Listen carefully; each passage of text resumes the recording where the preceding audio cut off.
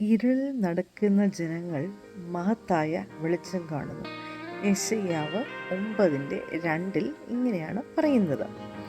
നമസ്കാരം, എല്ലാവർക്കും വാക്ക് വിത്ത് മെർലിനിലേക്ക് ഹൃദയപൂർവ്വം സ്വാഗതം. ഡിസംബർ മാസം എത്തി. നമ്മളെ സ്വീകരിക്കാൻ ക്രിസ്തുദേവൻ്റെ പിറവി അടുത്തു കഴിഞ്ഞു. നമ്മളെല്ലാം യേശുദേവനെ വരവേൽക്കാൻ തയ്യാറെടുത്തു കഴിഞ്ഞു.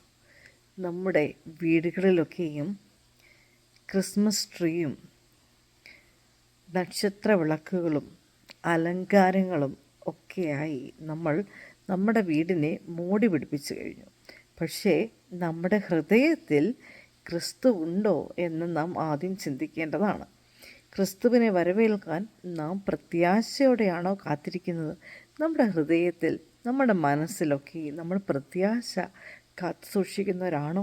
നമ്മുടെ ജീവിതത്തിൽ എല്ലാറ്റിലും നമുക്ക് ആവശ്യം ആദ്യമേ തന്നെ പ്രത്യാശയും, ആ പ്രത്യാശ നമുക്ക് തരുന്നത് നമ്മളെ മുന്നോട്ട് ഓരോ ദിവസവും നയിക്കുവാനുള്ള ഒരു കരുത്തുമാണ്.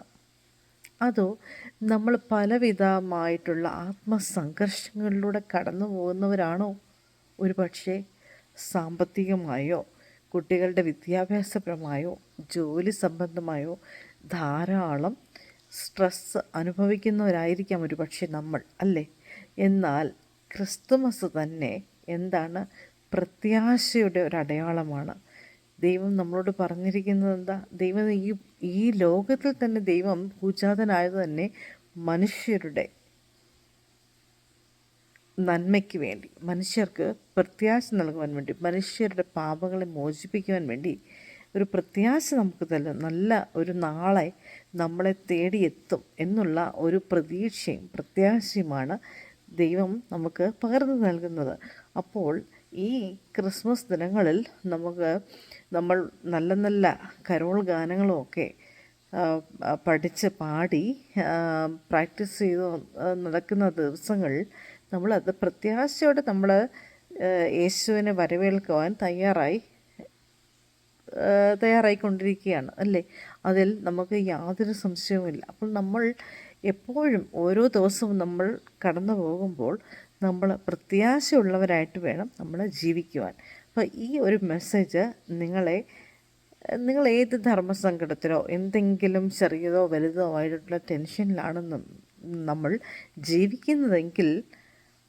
ആണെങ്കിൽ പോലും നമുക്ക് ഈ ഒരു മെസ്സേജ് നൽകുന്ന ഒരു വലിയ ക്ലിയർ ആയിട്ടുള്ള ഒരു സംഗതി എന്ന് പറയുന്നത് പ്രത്യാശയോടെ ദൈവത്തിൽ വിശ്വസിച്ച് ജീവിക്കുക എന്നുള്ളതാണ്. അപ്പോൾ നല്ലൊരു ദിവസം ആശംസിച്ചുകൊണ്ട് നമുക്ക് പ്രത്യാശയോടെ യേശുദേവനെ വരവേൽക്കാം. അടുത്ത എപ്പിസോഡിൽ കാണുന്നതുവരെ എല്ലാവർക്കും നല്ല ദിനങ്ങൾ ആശംസിക്കുന്നു. നിങ്ങളുടെ സ്വന്തം മെർലിൻ. ബൈ.